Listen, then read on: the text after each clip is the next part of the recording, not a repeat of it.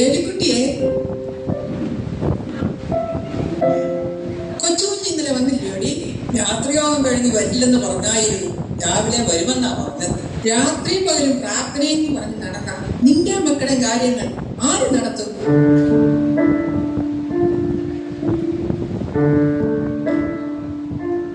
അവൻ വരുന്നുണ്ട്, ഞാൻ ചോദിക്കാം.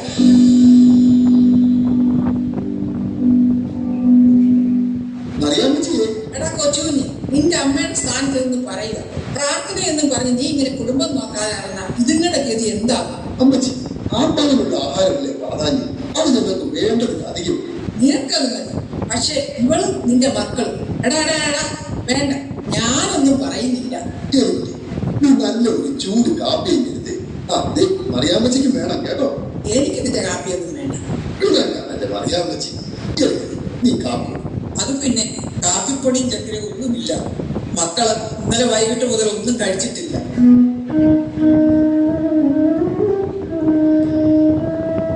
അയ്യോ എന്റെ ഏലിക്കുട്ടി, നീ എന്താണ് ഈ പറയുന്നത്? കുഞ്ഞുങ്ങളൊന്നും കഴിച്ചില്ലേ? എന്റെ ദൈവമേ, എടാ നീ ഇങ്ങനെ സുവിശേഷം പറഞ്ഞ് നടന്നാൽ ഇവരിവിടെ പട്ടിണി കിടന്ന് ചാകും. ഓ, എനിക്കങ്ങ്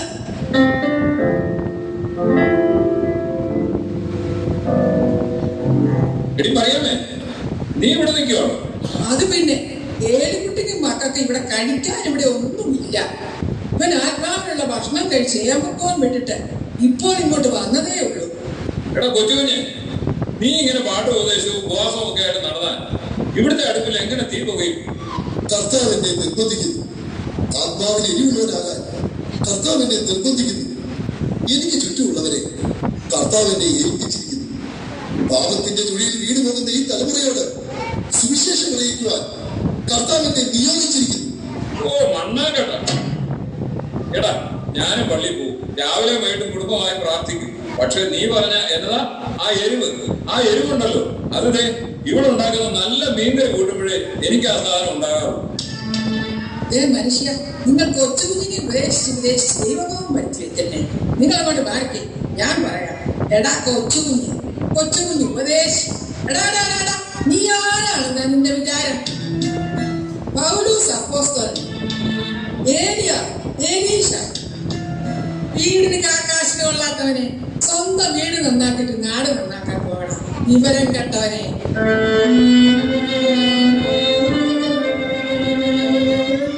അമ്മച്ചി, അങ്ങനെയൊന്നും ഇച്ചായനെ പറയരുത്. ഇച്ചായൻ ആഗ്രഹമില്ല, പക്ഷെ കഴിയുന്നില്ല. എന്റെ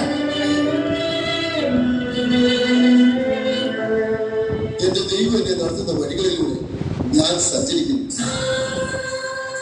എനിക്ക് ദിവസങ്ങളോളം കഴിക്കാതെ ഇരിക്കുവാൻ കഴിയുന്നില്ല. ഒരു തുള്ളി വെള്ളം പോലും കുടിക്കാതെ പ്രാർത്ഥനയിൽ മുഴുകിയിരിക്കുന്ന നിമിഷങ്ങളിൽ ഞാൻ ദൈവസാന്നിധ്യം രുചിച്ചറിയുന്നു. അപ്പൊ എന്റെ മക്കൾക്ക് ഏലിക്കുട്ടിക്ക് നീ ആ ദിവ്യശക്തി പകർന്നു നൽകണം.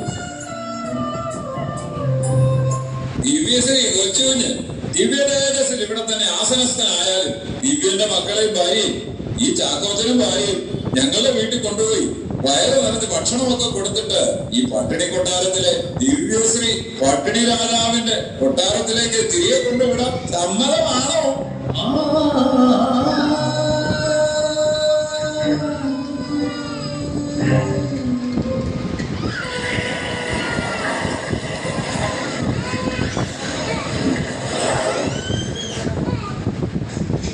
മൂത്താമ്പാക്കിലെ വീടാണ് അത്.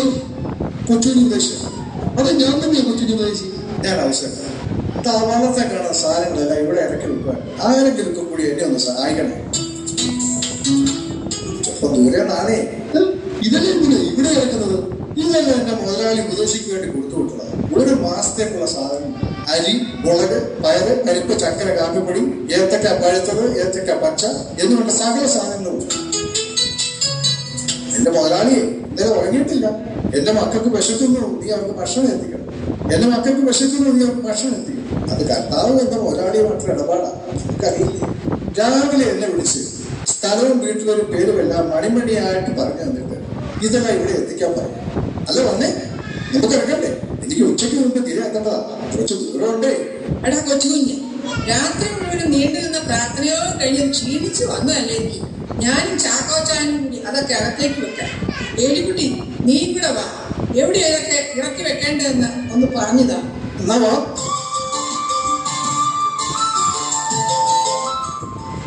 എനിക്കറിയാമായിരുന്നു നിന്നെ കർത്താവ് കൈവടിയത്തില്ല.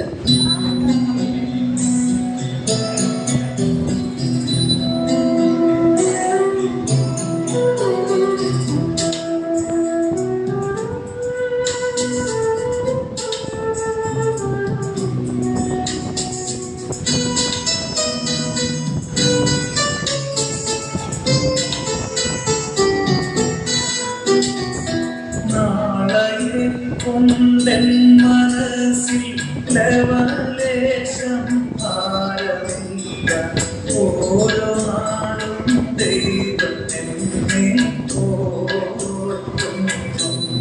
തന്റെ കൈകളിൽ ഞാൻ ദൈവം തോറും ചാരും.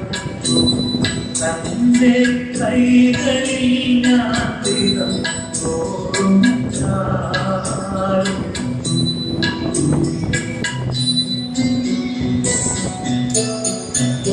കാക്കകളെ വിചാരിപ്പിൻ ദൈവമില്ല കൊയ്ത്തുമില്ല. ദൈവമാവയ്ക്കായി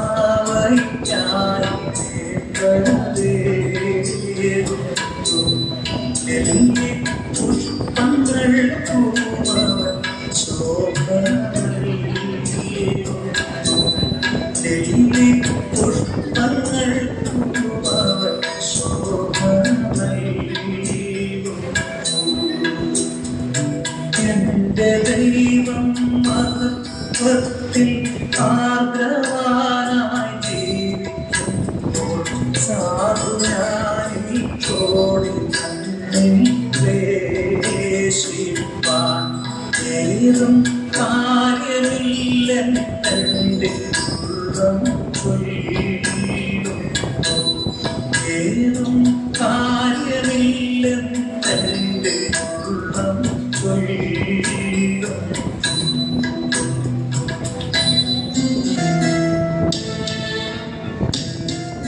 മറിയാമ്മച്ചി, മറിയാമ്മച്ചി, എന്റെ ദൈവമേ.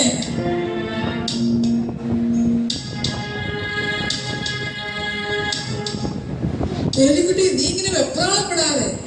ശമൂവേൽകുട്ടിയുടെ പനി കുറയും. രാവിലത്തെക്കാളും പനി കൂടി. ചുട്ടുപൊള്ളുന്ന പനി. ഇച്ചാൻ എപ്പോഴാ വരുന്നെന്ന് അറിയില്ല. ഒന്ന് വന്ന് നോക്കാമോ?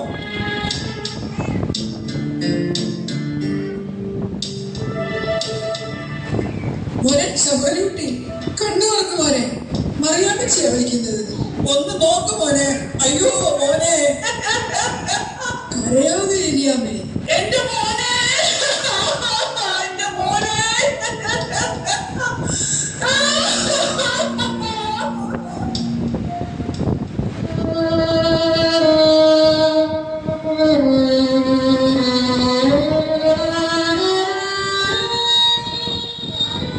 കൊച്ചുകുഞ്ഞ്, നമ്മുടെ ശമൂവേൽകുട്ടി പോയടാ.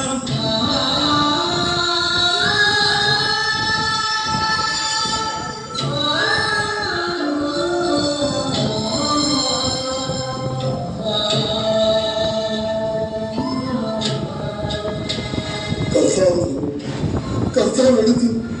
കർത്താവിന്റെ നാമം മഹത്വപ്പെടട്ടെ.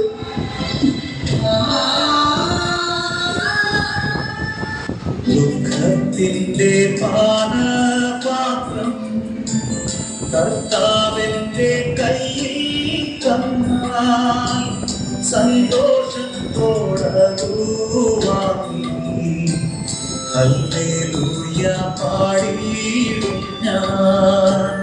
ദുഃഖത്തിന്റെ പാനപാത്രം കർത്താവിന്റെ കയ്യിൽ തന്നാൽ സന്തോഷത്തോടു വാങ്ങി ഹല്ലേലൂയ പാടിയിടും ഞാൻ. ഒരു നല്ല സുവിശേഷകനാണ് ഒരു നല്ല ജീവിതശൈലി ആവശ്യമാണെന്ന് സാധുക്കുച്ചുകുഞ്ഞ് ഉപദേശി പൂർണ്ണമായി വിശ്വസിച്ചു. വീട്ടിൽ നിരവധി ദിവസത്തെ ഏകാന്ത തടവ് ധ്യാനം, പ്രാർത്ഥന എന്നിവയ്ക്ക് ശേഷം അദ്ദേഹം തൻ്റെ ജീവിതം, കുടുംബം, തൻ്റെ എല്ലാ സ്വത്തുക്കൾ, ഉത്തരവാദിത്തങ്ങൾ, സമയം, ഭാവി, എല്ലാ ആഗ്രഹങ്ങളും ദൈവത്തിന് സമർപ്പിച്ചു. അതെ, ഭാവി ലോകവുമായി ഉണ്ടായിരുന്ന സമസ്ത ബന്ധങ്ങളും വിച്ഛേദിക്കപ്പെട്ടു.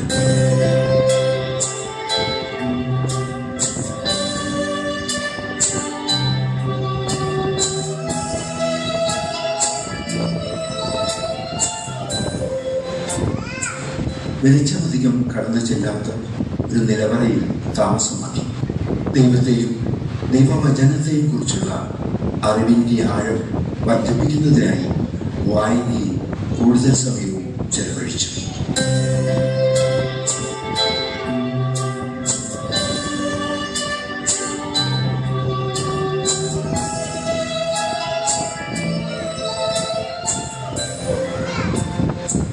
തൻ്റെ ഭക്ഷണക്രമം അദ്ദേഹം നിയന്ത്രിച്ചു. ദിവസവും ഭക്ഷണം കുറവായിരുന്നു. പതിവായി ഉപവസിക്കുകയും ചെയ്തു. ജീവിതത്തിലെ മനഃപൂർവമായ ഈ ദണ്ഡനങ്ങൾ അദ്ദേഹത്തെ പലതവണ രോഗിയാക്കി.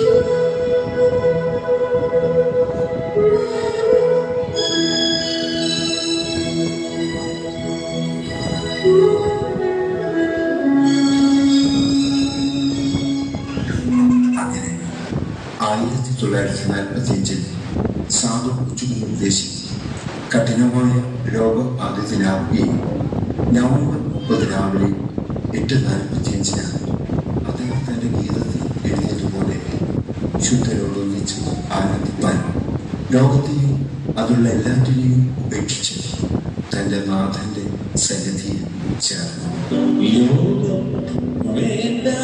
വേണ്ടായൊന്നും വേണ്ട എന്റെ കാലത്തിന്റെ സന്നിധം ചേർന്നാമതി. ലോകം വേണ്ട എനിക്കൊന്നും വേണ്ട എന്റെ കാലത്തിന്റെ സന്നിധം ചേർന്നാമതി. ചേർന്നിടുമേ വേദം ഞാനും ശുദ്ധരോടൊന്നിച്ച് ചേർന്നിടുമേ വേദം ഞാനും ശുദ്ധരോടൊന്നിച്ച് യോഗം വേണ്ട എനിക്കൊന്നും വേണ്ട എന്റെ താതന്റെ സന്നിധം ചേർന്നാമതി. ലോകം വേണ്ട എനിക്കൊന്നും